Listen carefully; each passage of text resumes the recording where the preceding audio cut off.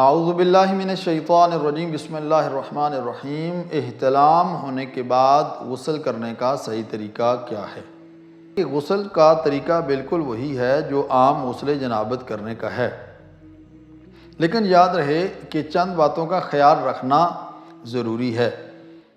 پہلی بات یہ کہ جب انسان غسل جنابت کرتا ہے احتلام کے بعد، تو یقیناً انسان کا جسم جو ہے وہ نجاست سے آلودہ ہے، تو پہلے اس نجاست کو ہٹا لے، طہارت کر لے، اس کے بعد جا کر انسان غسل شروع کرے۔ کیوں؟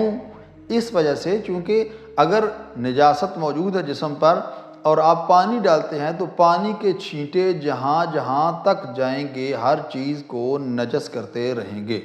مثلا اگر وہ پانی کے چھینٹے بالٹی میں جائیں گے تو یقیناً بالٹی کا پانی بھی نجس ہو جائے گا۔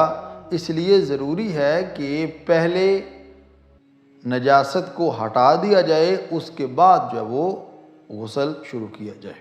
دوسری بات یہ کہ اگر چکنائی والی چیز لگی ہوئی ہے، مثلا آئل، کریم، اس طرح کی کوئی چیز ہے، تو اس کو بھی ہٹانا ضروری ہے۔ اس کے بعد جا کر آپ غسل جنابت شروع کریں گے تاکہ پانی ہر جگہ تک پہنچ جائے۔